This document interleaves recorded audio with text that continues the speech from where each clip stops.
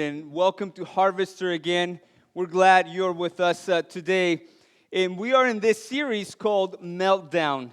And what we're doing is we're looking at the real struggles of people of faith and how they, at some point in their lives, had a meltdown, but then how God met them in the midst of their meltdowns. And today we're going to talk about just a collapse of confidence. What happens when you lose all confidence? How many of you have ever just had your confidence beat out of you by something that happened in life, by something that happened to you? Maybe talking about sports, maybe some of us, we're right there. And if you're like me, you like soccer, like 1v1 versus the goalie and you missed it, or a penalty kick and you missed it. If you like basketball, maybe you had the winning basket and you just missed it as well. There's probably other instances that are very common in which we lose confidence. I know for some of you young men, approaching a lady can be difficult. My confidence left me completely twice when I was trying to date my wife, Julie. She just didn't know at the time that she liked me. But that can happen all the time. And there's probably not another case more just a pronounce of someone losing confidence that this guy named Roy Riegels. In 1929, at the Rose Bowl, it's a football game between Georgia Tech and the University of California. There's a player, one of the players, that was trying to get an interception. And so as the University of California passes the ball, someone fumbles the ball, and Roy Riegels catches it. But at the same time that he catches it, he gets hit, and he gets disoriented. And he starts running with the ball in which he believes is going to be the greatest score of his life, only for the rest of his teammates to realize that he's running in the wrong direction. And so he's going full speed with the ball, and the quarterback starts yelling at him, "Roy, stop!" But the crowd is going, it's so loud that he can't hear it. And so the quarterback starts running after him. And right before he scores on their own team, field, the quarterback just tackles him, and they stop at the 3-yard line. Can you imagine being in that situation? Like that, talking about losing confidence, that's a way to lose confidence, isn't it? It's a horrible way to lose confidence. And I want you to think about, what would you do if you were in Roy's place? What would you do if you were his coach? Now, I want to let you think about that. But we're going to talk about another man that also lost his confidence. And he is probably, I have this love-hate relationship with the Apostle Peter. His name is Peter. Because he is one of those guys that is so confident, so brave, always kind of knows something to say, so bold. But at the same time, that can be aggravating sometimes, what he does. And so Peter is the kind of guy that would be bold enough to say what needed to be said and to take action when action was needed. For example, in Matthew 16 through 18, we see that Jesus is asking them, who do people say that I am? And this is the guy that replies, "You are the Messiah, you are the Christ, the Son of the living God." And Jesus replies and blesses Peter because of it. He says, "Blessed are you, Simon, because this was not revealed to you by flesh and blood, but by my Father in heaven. And I tell you that you are Peter." He changes his name now to Rock. It's like, "And on this rock I will build my church, and the gates of Hades will not overcome it." Can you imagine if Jesus called you, "Hey, you're a rock, you're a stone, you're strong"? Like, that's going to boost your confidence, right? So Peter's confidence gets boosted. But here's the problem with self-confidence, okay? Self-confidence always dead ends in fear and unawareness. So from this high, we're going to see Peter kind of spiral down into a meltdown of confidence. And so Peter, at this point, is so confident that he thinks that he has it down. And so later on, Jesus is celebrating the Passover with his disciples, and he says, "Listen, all of you are going to fall away. I'm going to be arrested, and I'm going to be taken into custody, and all of you will run for your lives." And so let's see how Peter replies to this. Matthew 26, verses 33 through 35. Peter replied, "Even if all fall away on account of you, I never will, Lord. Truly I tell you," then Jesus answers, This very night, before the rooster crows, you will disown me 3 times. But Peter declared, even if I have to die with you, I will never disown you. And all the other disciples said the same thing. He says, I never will disown you. And even if I have to die with you, I will never do it. He was confident in his commitment with God. But there was a problem with self-confidence. And the problem was that he was self-unaware. Peter didn't realize really where his commitment was with Jesus. And that's something that we all can relate with, that everyone struggles with. How many of us have made promises to God? Like, God, forgive me, I will never do ... Or God, forgive me, I will never say ... Or I will promise you, I will never hurt so and so again. Or I will never watch this ever again. Or I will never lie again. But there is a discrepancy between what we want to do and what we do. And that's for everybody. There's a discrepancy, and so self-confidence tends to increase that discrepancy where you don't realize who you really are. And so here's what happens with Peter. This discrepancy starts showing up in his life right away. So right after supper and after he tells Jesus, I will never disown you, Jesus goes to this garden called Gethsemane. And at this garden, he starts praying. And he gets really sad.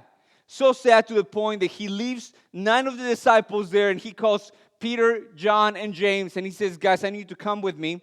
So they go to a different spot and he starts telling them what's about to happen. And he says, my soul is so sad. It's grieving. And I need you to pray with me.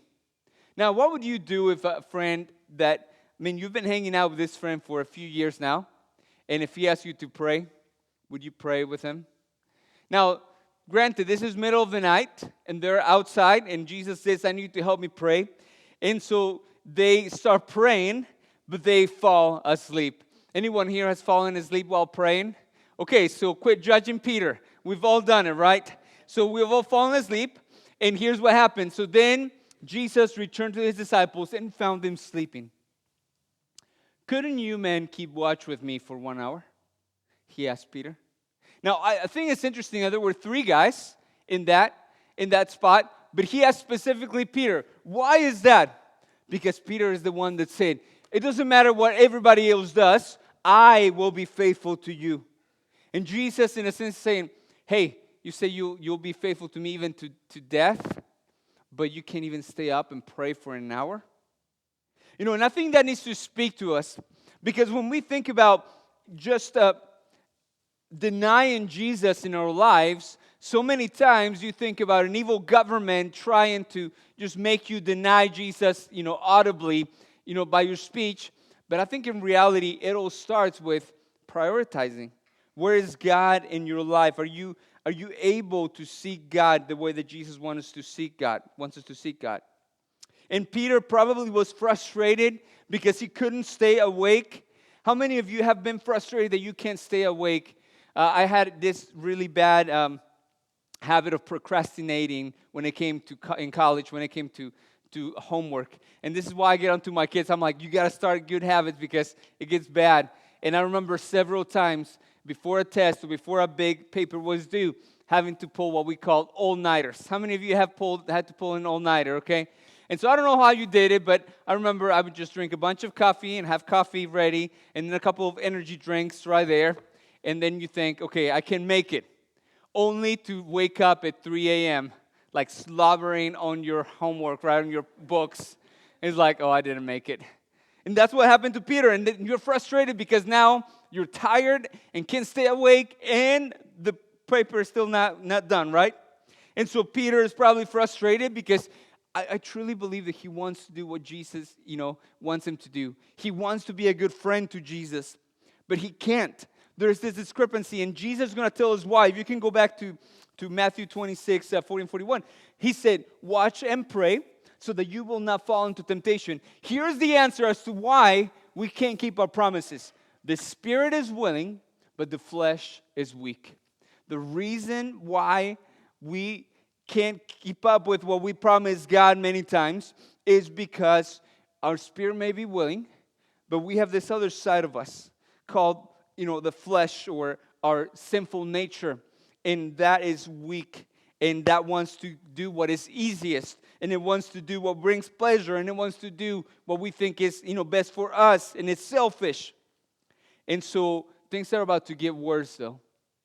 So once Jesus comes back and wakes him up a second time, then he realizes that Judas is about to bring a mob to arrest him. And so here's what Luke 22, verses 47 through 51 say. It says, while he was still speaking, Jesus, a crowd came up, and the man who was called Judas, one of the 12, was leading them. He approached Jesus to kiss him. But Jesus asked, Judas, are you betraying the Son of Man with a kiss? When Jesus' followers saw what was going to happen, they said, Lord, should we strike with our swords? And one of them struck the servant of the high priest, cutting off his right ear. But Jesus answered, no more of this. And he touched the man's ear and healed him. It's so interesting to see that the disciples are in a point where they don't know what is going to happen. And here's why.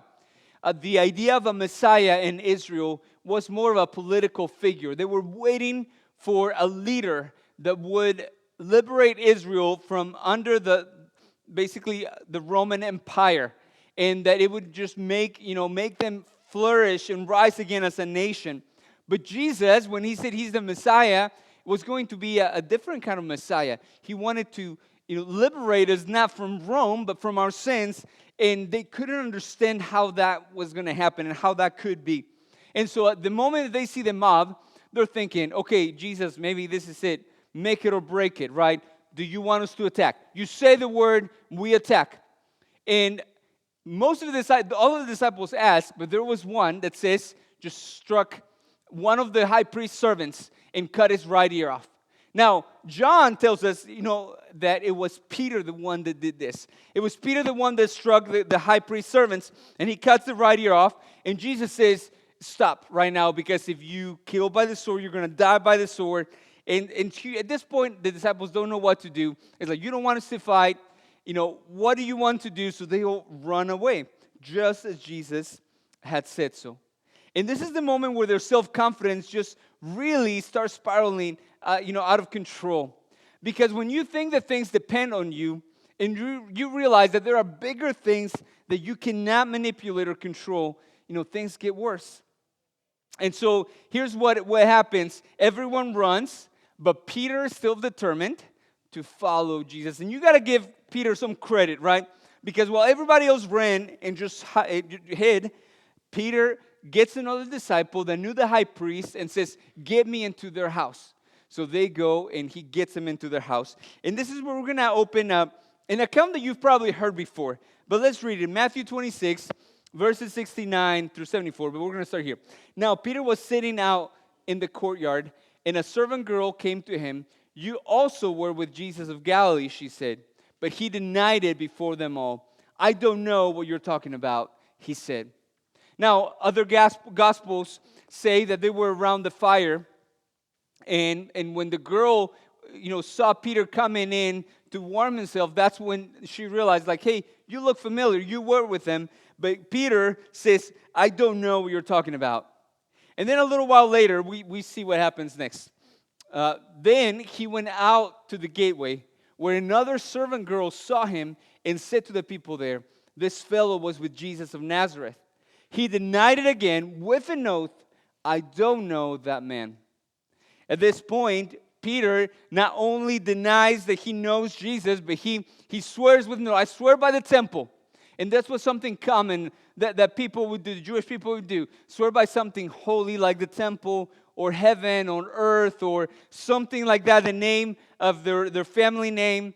And he swears by something and says, I don't know that man. Even though Jesus had told them, hey, my disciples aren't to swear or to make oaths. Let your yes be yes and your no be no. But at this point, Peter has forgotten everything. And it seems like he was recognizable, isn't it? It's like people keep recognizing Peter. when I walk around in Troy, I feel like I'm a little bit recognizable.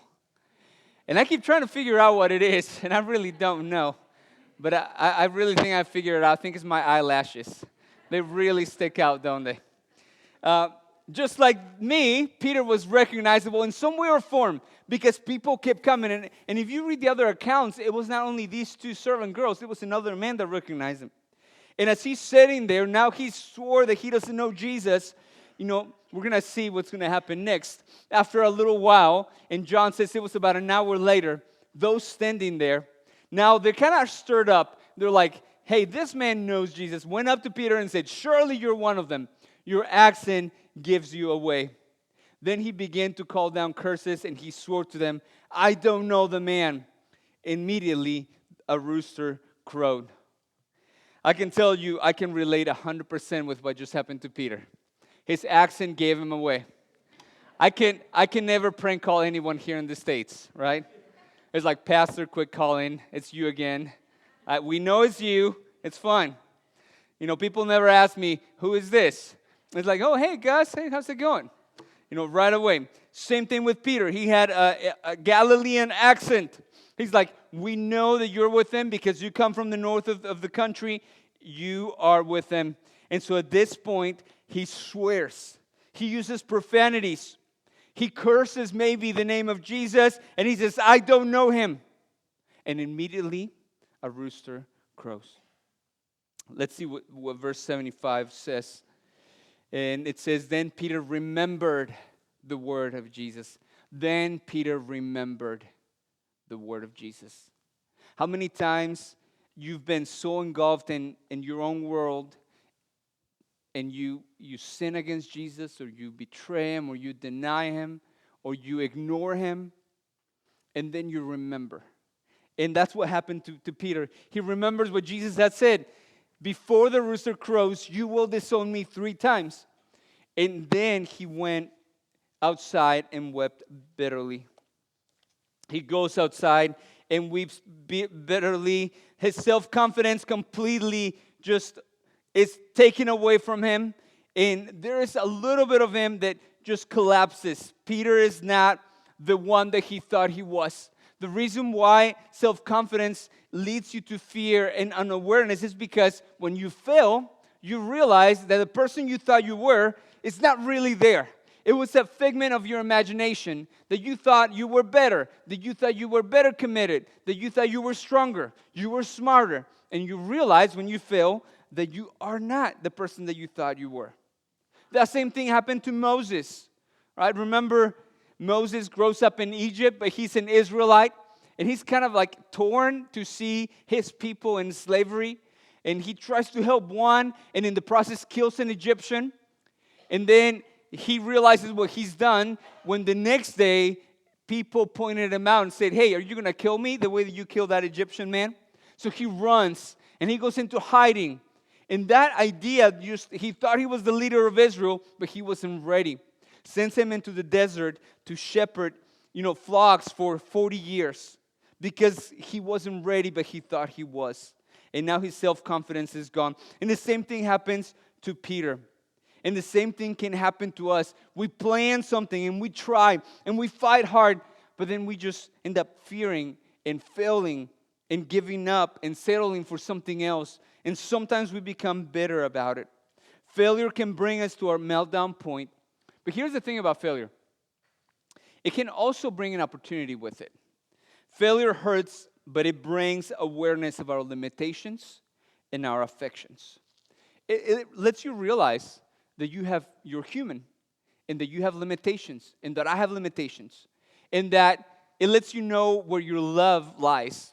In other words, it is hard to recognize that maybe we love ourselves more than we love God. It's hard for us to recognize that maybe I'm not as noble as I want to think I am. It's hard for us to recognize that, maybe I'm not, that person that everybody else thinks. And here's the issue. As long as you have that self-confidence to lie to yourself, you're going to stay in the same patterns. And it's only failure that brings that opportunity for you to realize who you really are. And the blessing in that is that that's something that God can work with. Failure helps us separate what is outside of our control from what we can actually control. It lets us see ourselves the way that we are seen by God. This message, though, I want you to know, is not a message of self-help. It's not a message about Peter. This message is actually about Jesus, about what he does in people's lives whenever they come to a point of meltdown, but they become honest with themselves. Listen to a little detail that Matthew leaves out in this story. It's found in Luke 22:61. It says that when Peter denied Jesus the third time, they locked eyes, with each other. They saw each other.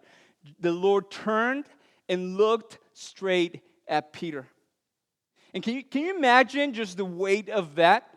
You've been hanging out with this rabbi, and he's just a really good man. Like, he truly is a good man. And people doubted him, but you realize, like, he's different. He really means what he says. He does love people. He is kind. He's willing to stand up for the poor and the weak. And he really means business. And you told him that you were going to be with him, and then you denied him 3 times. And just as you're whispering that third time, it just happens to be that Jesus turns around and looks at you. And I wonder if that's really, maybe not the rooster crowing, but it was maybe Jesus looking at Peter that made him go and weep bitterly outside the gates. The question is, what did Peter see in Jesus' eyes? Was it anger or judgment or condemnation or disappointment? Certainly Jesus was entitled to that, right? But I think what makes a man like Peter cry is not judgment and condemnation, but it's actually the opposite. I believe that it is undeserved grace and undeserved love that makes someone like Peter, and that is so tough, just go outside and cry because you realize that you have let down someone who truly cares about you. In fact, we know this because Jesus already knew this was going to happen. And even though he knew he was going to happen, if you read Luke chapter 22 a little bit earlier, Luke tells us that Jesus tells Peter, hey, I'm praying for you. I'm praying that your faith may not fail. So Jesus was not condemning Peter through his look. In his eyes, there was love and restoration. In just this sense, don't give up, Peter. Here's what I want you to know. Even when you fail in your life, even when you sin, even when with your actions you betray Jesus, when Jesus looks at you, his eyes carry love and restoration, not judgment and condemnation. Jesus carries love and restoration. He wants you to not give up. He wants your faith to not fail. Because even though your actions have failed, he knows that if you can realize where your affections lie and where your limitations are, now he's ready to work with you. We need to trade self-confidence for faith in Jesus. We need to realize that the only reason we can be confident is in the love and the work of Jesus Christ, who died on the cross for us to provide a way for us that we can come back from our failures and back to God over and over again. Not just once, not just twice. Because if that were the case, every single one of us would be done and without hope in this room. But because we can come back to God over and over again, our faith can grow and we can be transformed. And by the way, this doesn't mean that Jesus is okay with anything that you do. We see that in Revelation, right? He is paying attention to us and he wants his church to do well. But you need to know that what you do does not change the way that Jesus loves you. Someone said there's nothing you can do.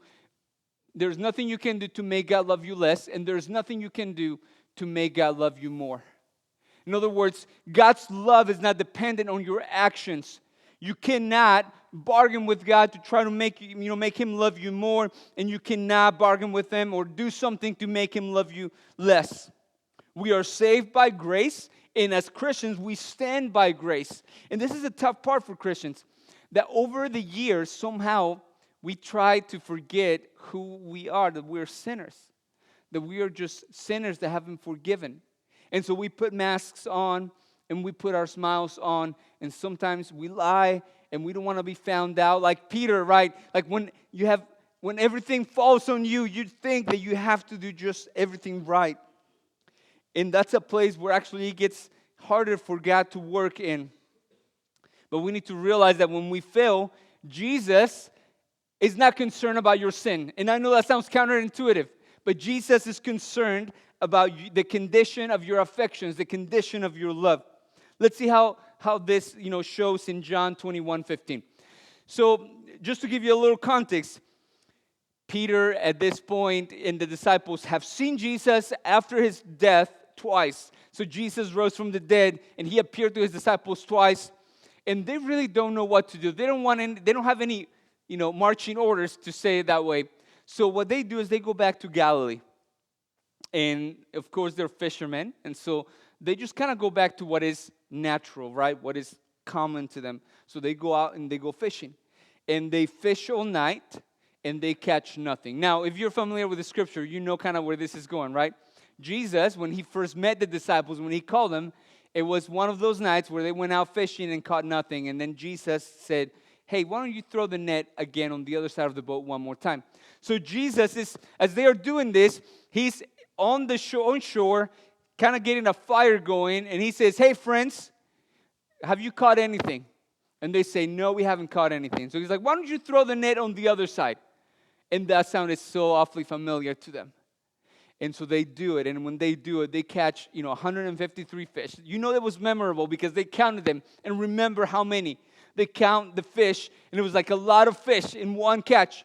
And at that moment, John says, it is the Lord. And so Peter, the Bible says, he had his outer garment off, so he kind of wraps it around and jumps in the water and starts running to Jesus. And so Jesus says, bring some of the fish, and he makes him breakfast. And after breakfast, this is what happens. He had a conversation that he had to have with Peter. Verse 15 says, when they had finished eating, Jesus said to Simon Peter, Simon, son of John, do you love me more than these? Now, why did he ask that question? Do you love me more than these? Remember Peter's early statement? God, even if all fall away, I will not. It's like, I love you more, Lord. I love you more than all these people. I love you more. And now he's saying, let's have a check on that. Peter, do you love me unconditionally more than these? Lord, he said, you know that I love you like a brother. Jesus said, feed my lambs. And then he keeps going and asks again, Jesus said, Simon, son of John, do you love me unconditionally? And Peter answers, Lord, you know that I love you like a brother. And so Jesus again says, take care of my sheep. And one last time, a third time, he said to him, Simon, son of John, do you love me? Peter was hurt. Because Jesus asked him the third time, do you love me? He said, Lord, you know all things. You know that I betrayed you. You know that I'm not who I said I was. You know everything, Lord. You know that I love you like a brother, but you know that I didn't follow through with my promises. So Jesus said, still, feed my sheep. The charge of Jesus never changed. And Peter was hurt because Jesus asked him 3 times, probably because he thought that he was questioning his love. But I believe the reality is that what Jesus wanted him to know is that he had forgiven him 3 times. Peter betrayed him 3 times, and Jesus knew of all 3 instances, and he had forgiven him every single time.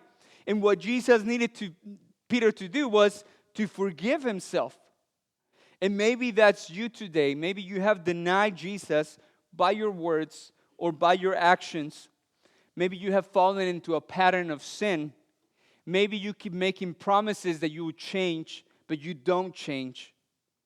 And the only question that matters to Jesus is this, I want you to know. Do you love me? The only question that matters is, do you love me? See, Jesus didn't say, hey, Peter, what happened over there? What took you down? Was it peer pressure? Were you afraid? Was it fear? Hey, Peter, what happened? Were you not paying attention to my words? What I was telling you was going to happen? Why didn't you get it?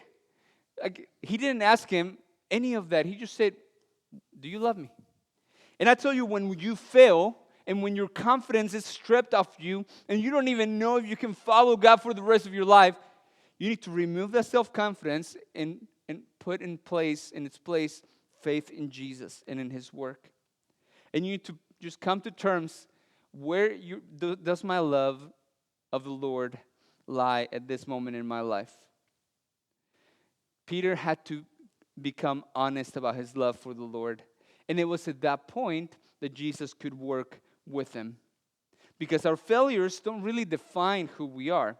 It is how we react to those failures what does. Because remember, there was another man, just like Peter, that betrayed Jesus. That in fact kissed Jesus as he was betraying him. His name was Judas. Now we know that Matthew puts the stories back to back. We know exactly what happens to Peter, and we know exactly what happens to Judas right after each other, which means Matthew is wanting you to connect the stories. There's a connection. Two betrayers. They both denied Jesus in one way or form. They both turned against Jesus in one way or form. They both felt remorse. But one led to him taking his life. The other one led to Peter jumping out of the boat and running toward Jesus. The question is, which one will you be? After the first half was over at this Georgia Tech in California, University of California game, the question for the coach was, what do I do? Do I put this man who's been stripped of his self-confidence completely back in? Can he make it through? And so just the accounts say that coach was really quiet during halftime. And so here's what he says at the end. He says, I want the starters to go back on the field. And everybody gets their gear and starts running to the field, but Rygos is sitting there, not moving. And so coach repeats, he said, I said that I want the starters to go back on the field. And so Rygos still won't move. So he turns to him and says, go back on the field. And he says, Coach, I can't. I've ruined you. I've ruined, the university. I've ruined myself, my career. It's I can't go back and face the crowd right now. And to this, the coach wisely replies, says, Roy, get back up there. Go on back. Remember that, the game is only half over. The game is only half over. He had the wisdom to let him know that he wasn't done with him. Now, Rigel went back, and the crowd had a new name for him, and they called him Wrong Way Rigel. Wrong Way Rigel, and that's what he's still known to until this day. But the players that watched him play that day said that they had never seen a football player play a second half the way that Rigel played. And in fact, if you keep doing a little reading on him, you realize that he became the captain of the team the next year, the following year, because of his work commitment to the team. And so it is interesting that sometimes we think that our lives are over during moments where we fail. But Jesus wants you to know that that's only a chance for you to check yourself, to become honest. Because God's grace is greater than our failures. He offers forgiveness. He offers restoration to those who turn back to Him. Jesus took Peter from the shame of denial, and He showed him the profound grace of restoration through His love. And the same can happen for you. So if you have never given your life to Jesus, maybe you can experience that love and that transformation. But here's the invitation, really. The invitation is for those who have given your life to Jesus and you have been tempted to turn away from Him. Maybe sin drew you away. Maybe discouragement drew you away. Maybe a circumstance in life or pain or just your own failures. But if that's you, I want you to know you can experience abundant grace and restoration if you turn back and run to Jesus. Let's pray. Father, thank you so much